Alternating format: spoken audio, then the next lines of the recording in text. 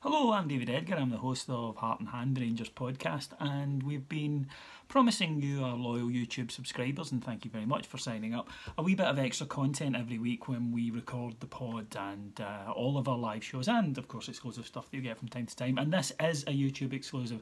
We had asked this week for questions to be sent in because during International Week, the flagship podcast is always a Q&A session, and I'll sit and answer questions, which I did on this week's episode for about an hour and 10 minutes. Please check it out. You'll find it YouTube, Android, all the places you steal or download your podcasts. Just go to Heart and Hand Rangers podcast. It's called Your Questions Answer V4.0.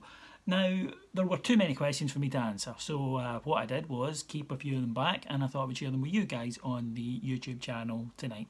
So, first one comes from Stuart Patterson. After the Gary Stevens era, who was your favourite right back? I can't think of many out-and-out ones, bar Hutton. I think Hutton for that 6 months was fantastic.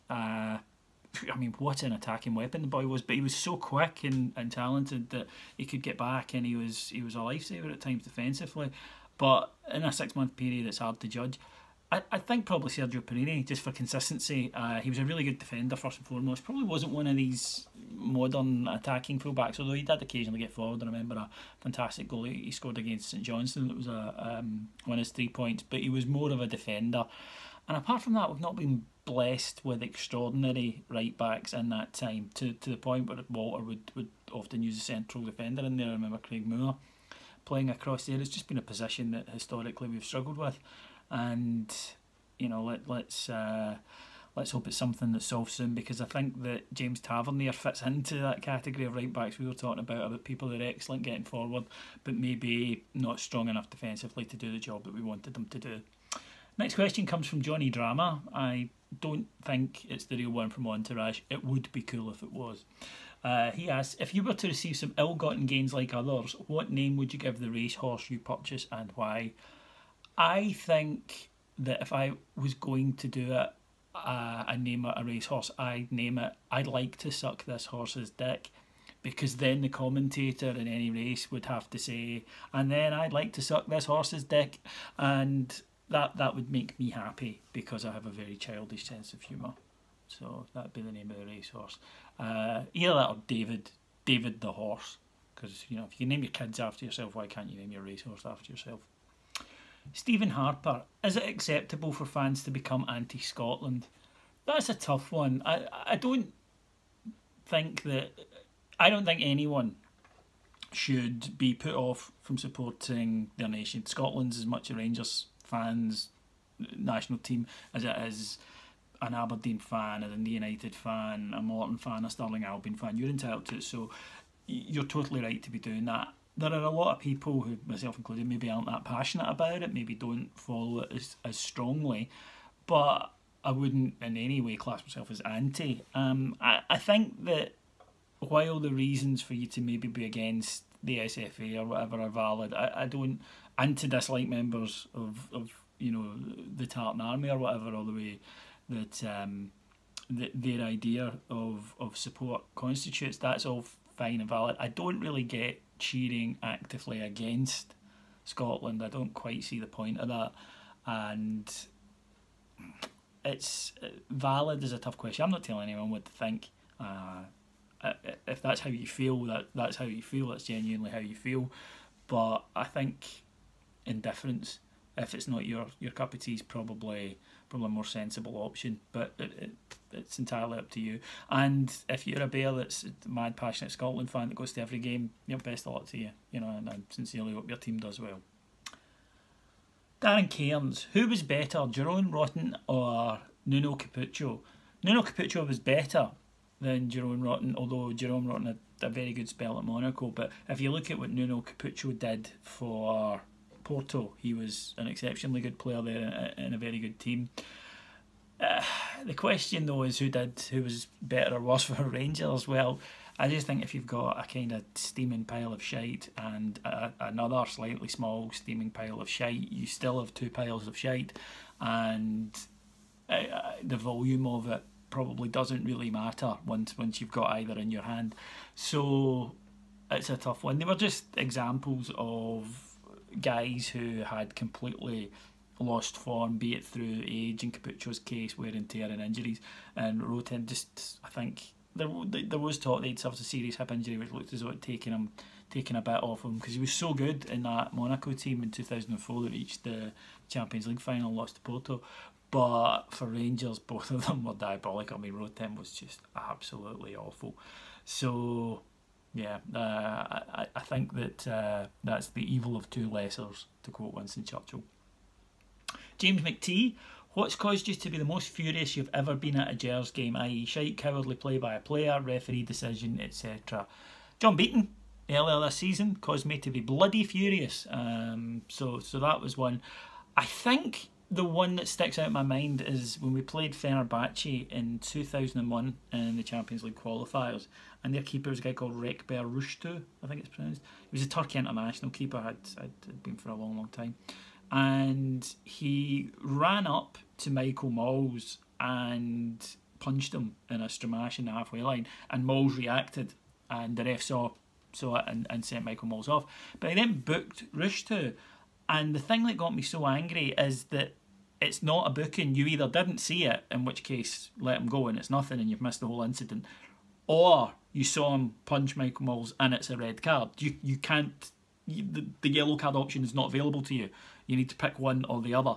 So that one drove me nuts, because what had happened is he'd seen it and he chickened out. He'd chosen to send off a player from one side, not the player from the other, and the one who'd instigated it, which I thought was kind of piss poor. And that was the thing I remember that really, really drove me up the wall at the game. Richard Donaldson asks, Paul Ritchie, ? That was an odd one. It wasn't the only player Advocat did that for, if you remember. You know, he also signed Marcus Gale, had a look at him, decided he didn't fancy him. Jesper Christensen, £2 million, I think played 19 games in total. So it wasn't a rarity for Dick to go out and just bring a player in and then go, actually, no, I don't fancy him, and ship him back out again. And it was easier in those sort of pre-window days to do that. Souness used to do it quite a lot. You know, he'd bring a guy in, 4 months later the guy would be heading out the door in someone else, because Souness had felt he could upgrade on that transfer. It's obviously happened significantly less now, and also with contracts being what they are and the money people being on. Back in the old days, the famous quote, I think it was from John Gregory, who, when he was talking about signing a player, said that the player's wife, David Unsworth, didn't want to go to Villa, and he says, in my day it was just a case of pack up the China, love, we're moving. And obviously I'm happy that we've moved on from such chauvinistic days, but it was easier to move players back in those days. In Advocat's case, Ritchie, I think, fell into the category of he was on a Bosman, he was a punt. It wasn't going to be anything that was going to cost the club money, and in fact a lot of clubs back then took Bosman players that they weren't really interested in, kept them for a bit and then sold them at a profit, which was a good money generator. I don't think that was the case with Rangers. I think he did want Paul Ritchie, but then when he got him, for whatever reason, whether it was he couldn't hack the training or he wasn't doing in training what Advocat wanted him to do, Advocat made his mind up really, really quickly and let him go, which, it was an odd one, but it wasn't in isolation. Stuff like that did happen under Dick. Mark King, in the last 5 years, how many times have the team made you proud on the pitch? I can name about 6 games. Yeah, I mean, last season, I think, you know, there was the draw at Parkhead and the win at Aberdeen would be the two. A few times at the start of Mark Warburton's reign, in all fairness, we were playing some really good football until everybody else sussed what we did, and then we didn't play good football again. But the semi-final, you know, it's the one that stands out. It has to. It was the best result. But that run as well, Dundee, I thought was a terrific performance. We beat them 4-0. Another one from back in the kind of pish days that needs not to be forgotten was we beat Motherwell 2-0 not long after we'd gone into Division 3, and that was a big night. Ibrox was angry that night, and it was rocking, and we beat them 2-0. Goals, I think, Lee McCulloch and Dean Shields, and it was a good night. A real false dawn given how poorly that team performed latterly, but it was a good night. Rory McGregor, who out of Pedro's signings do you foresee having the longest Rangers career? Ryan Jack. I think Ryan Jack looks as though he's someone who will do well enough to remain in the team, who also is clearly Scottish and therefore more likely to stay. I think obviously the most exciting one is Alfredo Morelos, but the curse of someone coming in and doing really, really well from abroad is obviously that this is a guy from Colombia who's moved to Helsinki to push his career forward. He's then moved to Glasgow to push his career forward.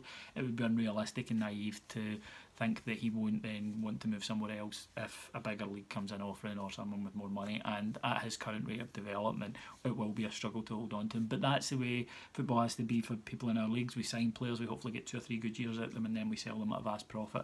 That's the model, so I won't be upset if that's the case. I think that there are others who potentially would be successes. Candeas is showing up pretty well, but I think Ryan Jack is the one that you could realistically look at and say he will be here in 4 years based on ability and based on the fact that this is probably the zenith for him in terms of the size of club that he can play for, and that might not be the case for somebody like Alfredo Morelos. So that was the overflow, if you like, from the Heart and Hand Question and Answer International Week episode. Like I say, if you want to check out that episode, just go to iTunes, go to the Android store, go to Podcast Devil, go to Acast, anywhere where you get your podcast. We'll also fire it up in audio form on the YouTube channel, so you'll be able to come back here and get it. But if you want to get it quicker, then those are the places you can go and listen to it at your leisure. Now, like I say, we will be bringing you more and more content on the YouTube channel. What we would ask you to do is to subscribe and maybe to share the video, spread the gospel, spread the news about Heart and Hand finally making it into a visual medium. Thank you very, very much for listening. If you want to be one of the people who are firing in questions the next time, you can follow me on Twitter. I'm at ibroxrocks, that's ROCKS, and we're also on Facebook. You just need to search for Heart and Hand, the Rangers pod, and up we will pop. And we're always looking for your feedback. We're always looking for any ideas you may have or things that you might want to see, and especially with the channel now being launched, if there's anything that you're interested in, then just let us know. So thank you very much for listening. My name's David Edgar, and I will talk to you again in pod form later this week. Cheers, bye.